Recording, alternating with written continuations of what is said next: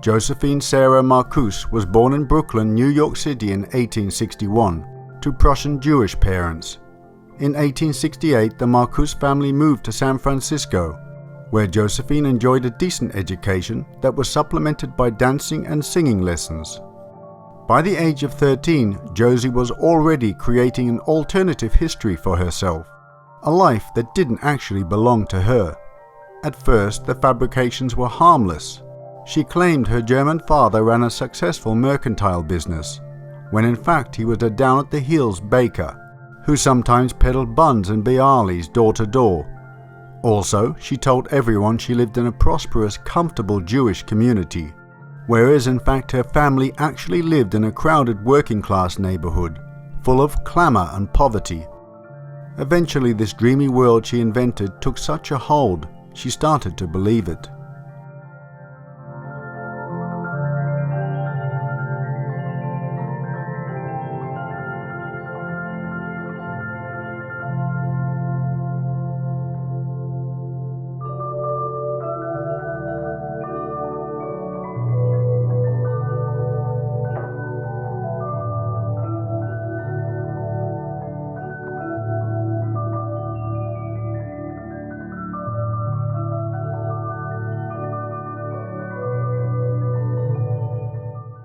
Josie upped and left home at 14, although some accounts report 17, saying years later, "There was far too much excitement in the air to remain a child." She wrote in what is claimed to be her own memoirs years later that she recalled kissing her mother goodbye on the cheek, as if she was going to school and never returning home. Josie prided herself on having been part of the Pauline Markham Pinafore dance troupe. She recalls sailing down the Californian coast with the troupe and her friend Dora. There is no record that Dora ever existed, making a pit stop in Santa Barbara before boarding a stagecoach to Arizona. In reality, the Markham troupe left for Arizona on board a train in October of 1879, not by ship. Her name was never seen on a program or document of any sort from the troupe.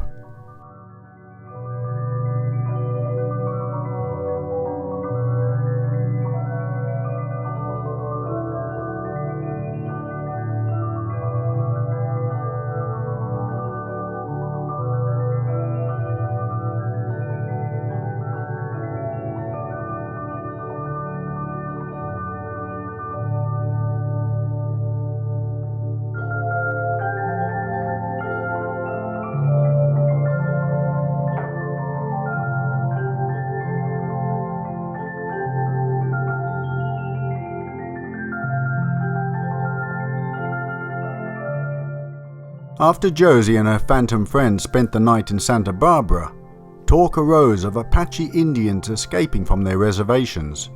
Josie and Dora were whisked away to a ranch house for safety by Al Seba, a famous Indian scout.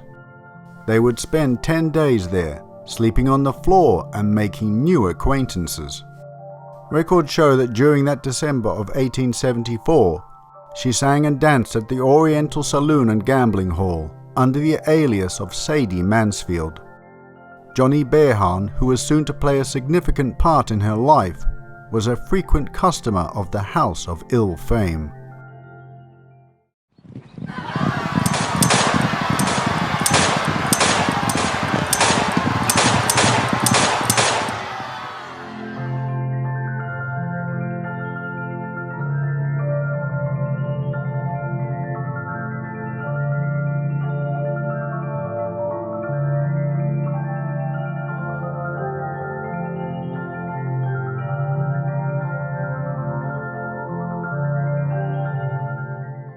Some historians dispute that Josie was the same person as Sadie Mansfield, a performer and prostitute who lived and worked in Prescott, Arizona in the mid-1870s, and who apparently also had a relationship with Johnny Behan. Some have even suggested that Sadie was in fact Josie Mansfield, whose history I have already covered. Although there is no solid proof that Sadie Mansfield is in fact Josie Marcuse, the years between 1874 and 1882 are a largely missing part of Josie's life. When asked about this time in her life, She recounts in her memoir that it was one big bad dream. It is widely speculated that Sadie Mansfield was in fact the alias of Josephine Sarah Marcuse. Sadie was a well-known nickname for Sarah, and it was common for prostitutes to change their first name. Josie's middle name was Sarah, of course. This leads historians to suggest that Josie's lost years were spent working as a prostitute at a brothel in Arizona under the name of Sadie Mansfield.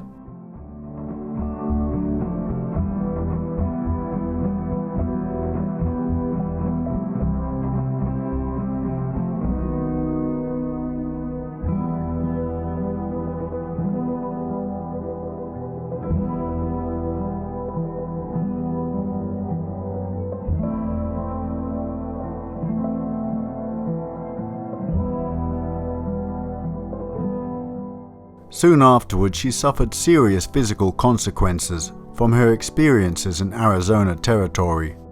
The fear and excitement, the weeks of exhausting travel, chagrin over my own foolishness, all together proved too much for my strength. I developed St. Vitus dance. Resulting from an autoimmune response triggered by bacterial infection, St. Vitus dance is characterized by rapid, uncoordinated jerking movements of the body. It most often affects girls under the age of 18. Josie had endured more than a year of the physical and mental stress that was the lot of the frontier prostitute.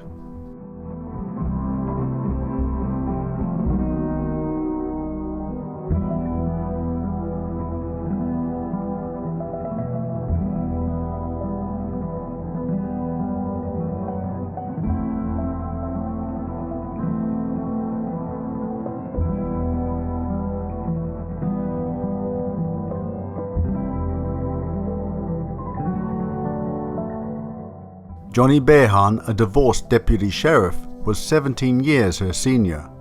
He had relocated to Tombstone in September, abandoning his saloon in Tip Top, a mining enclave between Phoenix and Prescott. Behan was a nutty combination of canny and convivial, not only deputy sheriff, but also a member of the territorial legislature, a politician from head to toe.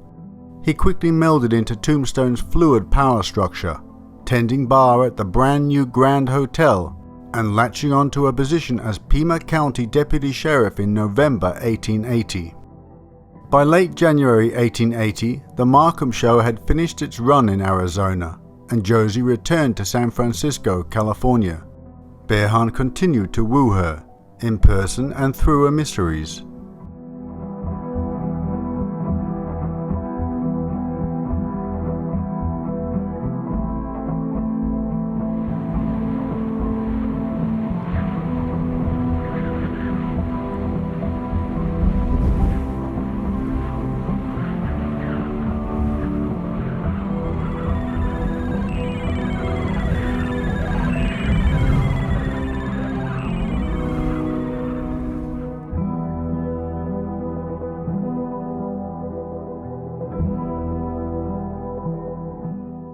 At the end of the year, Josie gave in to his pleas and returned to Arizona. She moved in with a lawyer and his wife while serving as a housekeeper for Behan and his 8-year-old son Albert. She waited for the wedding day Behan kept promising. His indiscretions resulted in a divorce decree issued by his wife Victoria several months later. To obtain it, she produced a witness, one Charles Goodman, who testified, "I saw the defendant Behan at a house of ill fame, at which resided one Sada Mansfield, commonly called Sada, a woman of prostitution and ill fame, and the said defendant did at that time and at the house spoken of stay all night and sleep with the said Sada Mansfield."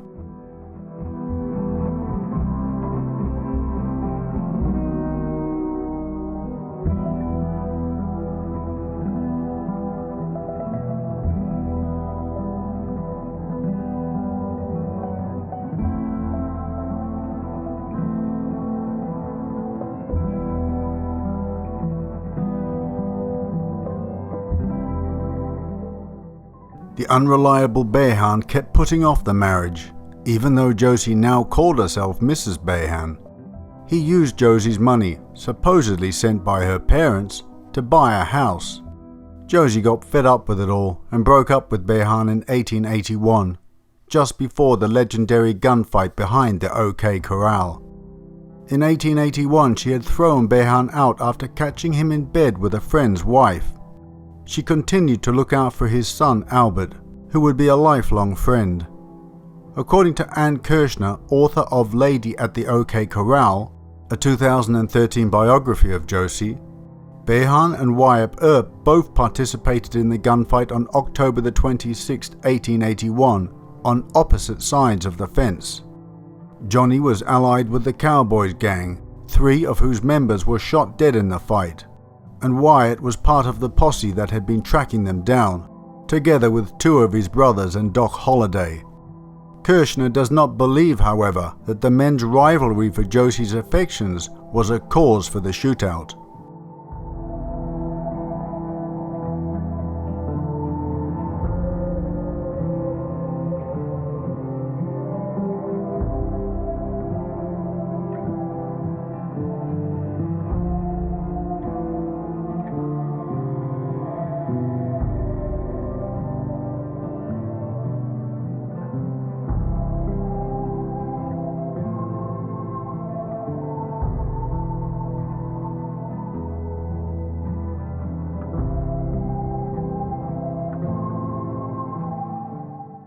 Somewhere in all this, Josie met Wyatt Earp.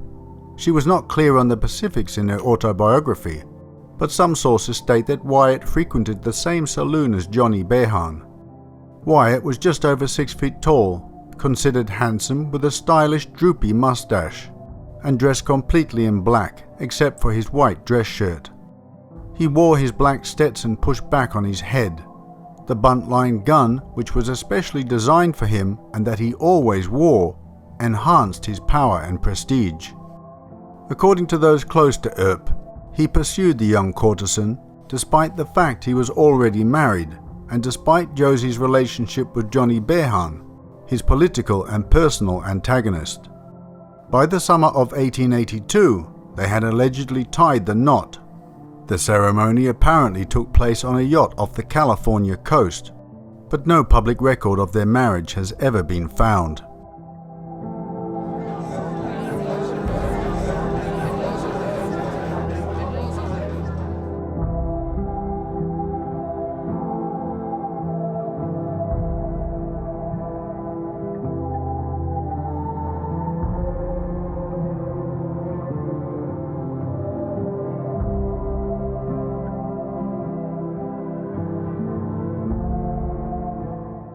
After Tombstone, the couple lived in other western boom towns. They prospected together in what are now Nome, Alaska, Tonopah, Nevada, and along the Colorado River in Arizona near the town of Parker, and at times with Josie's parents. By the end of April 1882, they had left Tombstone, Wyatt on the run from a murder charge generated not by the famous gunfight near the OK Corral, but by his revenge pursuit of several suspects in the murder of his brother Morgan.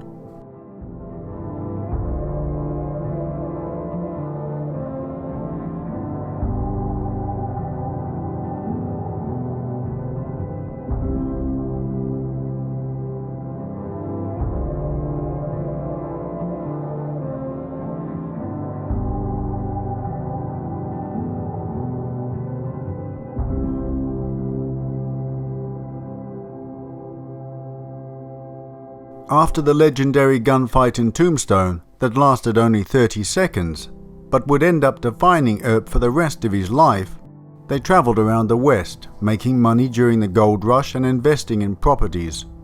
Josie apparently gambled their money recklessly and had to be cut off from their finances.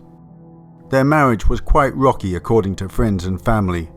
Josie was frequently a harpy, griping about Wyatt's character and personality and needling him for his lack of occupational and financial success. Wyatt often went for long walks to get away from her. During their stay in Alaska during the mining boom, the Earps returned with nearly $80,000, the equivalent of $2.3 million today, which they lived off for most of their lives. However, during the last years of her husband's life, she gambled away the last of their money, leaving them both destitute.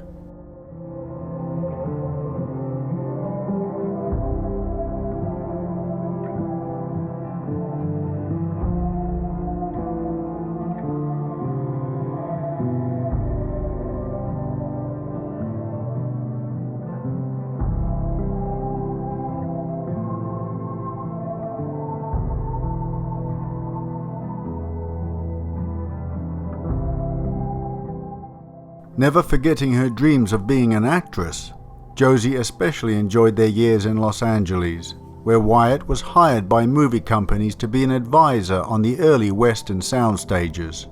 It involved Hollywood parties and brushing shoulders with newly discovered movie actors and actresses. As a couple, they were immediately transformed into what was considered America's royalty, through the magic of celluloid film images shown in darkened, excitingly new, ornate movie theaters.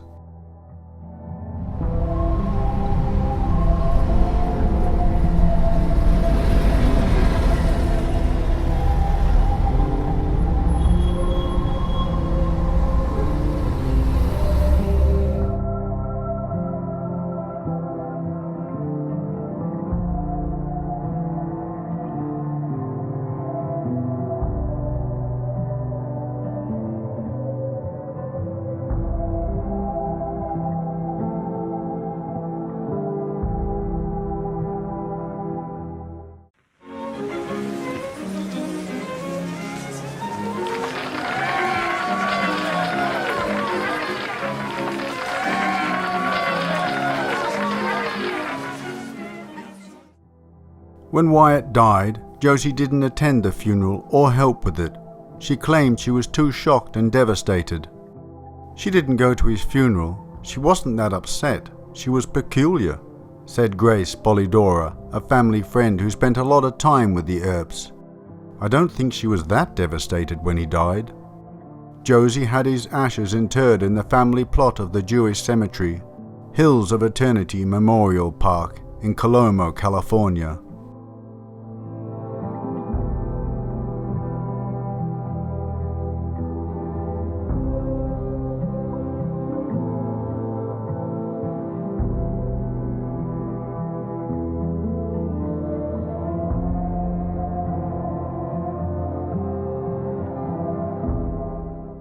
Three years after his death, a best-selling book about Earp was published by Stuart Lake in 1931.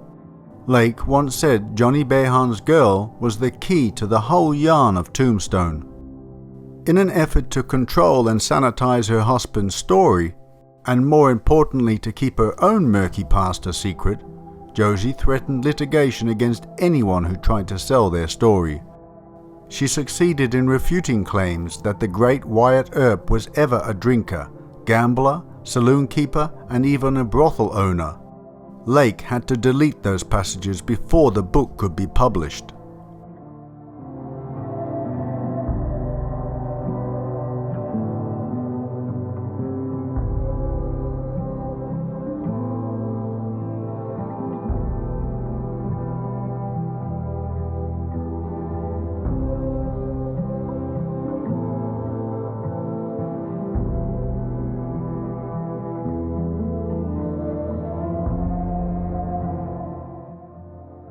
Josephine Sarah Marcuse Earp died in Los Angeles on December 20th, 1944. By that time she had alienated most of her old friends and was in debt all over town.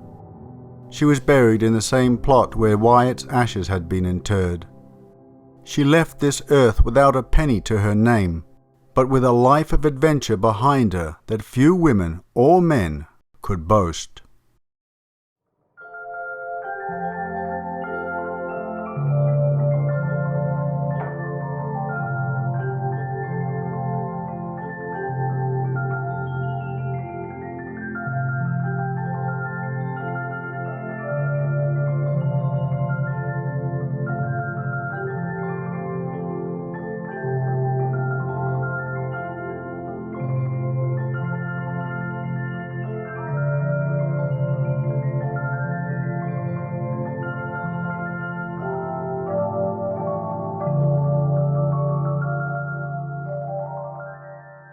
Well, my dear friends, I hope you enjoyed that presentation. You remember that my last main presentation about Josie Mansfield, at the end I mentioned this photograph that I own and that I had found something else while researching, went along another avenue and found another story connected to another Josie, which is this one, Josie Earp, and that this photo was supposed to be of her. Well, during my research of this story, I found out that that's not her. I'll get to that in a minute, but really, I did so much cross-referencing with the research, and her life story is a hot mess. I really did my best to get as close to the truth as possible, because not only did Josie invent parts of her life, but other authors have been accused of doing the same thing. Have a look at this. Yes, this is on history.net. And it says here that, after Josie made sure that the author Lake deleted those bits that she didn't like, she wanted to tell her story, so she contacted some publishers. You can read here if you want to pause it and read through it, with the intention of telling her side of it. Unfortunately, it was a frustrating experience for these publishers. They called it the Kaysen manuscript. And they actually gave up. I think that's hilarious. Yeah, they had to abandon the notion of publication after much frustration. In the end, Sadie's reticence, her dissimulation, doomed the project. Beyond a doubt, the woman had something to hide. I don't know. I think it lends to the romance of the whole story. She came from a different era. Nowadays, I think the woman would reveal everything and get paid a lot of money for it, but she wanted to keep some things hidden. So I think that's quite funny. And then we get to this. A lot of the story has been mixed up because of this. It says here, as ever, in the search for the truth about Josephine, her story was once again brought into question in 1994 when critics began discrediting Glenn Boyer's work as largely fictional. He wrote a book on her. You can see the book there, I Married Wyatt Earp. He was accused of inventing large parts of her life, just like Josephine, even inventing sources entirely. The University of Arizona, Boy's embarrassed publisher, was forced to remove the book from their catalogue. In an interview, Boyer later said, I have never promoted myself as a historian, so I put words into Josephine's mouth. So what? Stuart Lake did it. I admit to making it interesting enough to read, which it appears to be alleged is unethical. It almost seems as if the web of lies Josephine Earp left behind will forever prevent us from knowing her truth, just as she intended. I think that's fantastic. And then we get to the photo, and here it is, the most famous photo of Sadie Earp, Josie Earp, probably does not depict her. You know the shot of the beautiful woman draped in a see-through silk garment. The photo made it both into 1993's Tombstone and 1994's Wyatt Earp. The racy photograph popped up on the cover of Glenn Boyer's 1976 book I Married Wyatt Earp. The author claimed it was taken in Tombstone, Arizona around 1880. However, the photogravure appears to date to 1914, the year it was copyrighted with the title Coloma. In 1914, Sadie Marcus Earp was about 53 years old. The photo subject is obviously younger than that age, and she does not resemble known photos of Sadie. When confronted with questions about the image, Boyer reportedly said, "If it isn't Josie, it ought to be." And you know what? I have to agree. I think Josie Earp would be tickled pink that people think that's her. I think she would love that. It's obviously a very, very attractive woman, and Josie would be quite pleased with that legend. And that's why I decided to include that photo at the start of the presentation and the end. It's become part of the legend. And, why not? She invented many things. Why not invent a sort of iconic image for her? And I found out since then that those photos, the one I've got, fetch a lot of money in internet auctions. Some of them even several thousand, so I'm quite glad I picked that up in the 1980s. Well, I just thought I'd share that with you, my dear viewers, the interesting avenues and windy roads I took while researching this. A quick shout out to one of my loyal viewers. Here is CS posing with her pooch with one of my mugs. Thank you very much for your support buying my merchandise, and as I said, if anybody else has bought my merchandise and wants to take a photograph showing the merchandise, they can be wearing a t-shirt or showing the mug or the magnet on their fridge, whatever. If you want to send me the photo, you can either put it on the community section here. It allows you to upload photos on my Patreon website, or you can send me an email. Just give me a message on Patreon and I'll give you my email address. You can send it there, and I'll do my best if I remember. That's the main thing, if I remember, but eventually I'll get to putting it at the end of one of my videos. So always appreciating your support there by buying my merchandise. Thank you so much. By the way, before I do sign off, I just want to announce that I'm now on Instagram. I'm not sure why, but I had quite a few viewers asking me to join Instagram over the years, and I've finally given in to the pressure, so I'm on there. I'm not really sure what I'm going to do there. I'm not really liking the format they have. You can only sort of upload sort of square or vertical images and videos, but what I might be doing here is just uploading some of my collection, some things I have at home, like I do from time to time on Facebook and on Twitter, different stuff that I have, maybe links to videos, announcements of future videos, etc. But anyway, if you're on Instagram, head over there and say hello to me. You never know what I might post on there. Okay. For those of you who got a sense of deja vu about the Instagram, yes, I have repeated it. I know I put it at the end of the giveaway announcement just a few weeks back. But I thought I'd do it again because I know a lot of people do not even watch the giveaway announcements or the winner announcements. So I put it at the end of this as well, just in case you're wondering why I'm doing it again. Well, I think that's about it for now. Yeah, after all that muddled research, I'm taking a quick breath before plunging into the next research. Don't know what I'm doing next. Just see what inspires me from day to day. All right, my dear friends, thank you, as always, for joining me. Hope you're all hale and hearty and staying well out there. Stay safe. God bless. Catch you next time.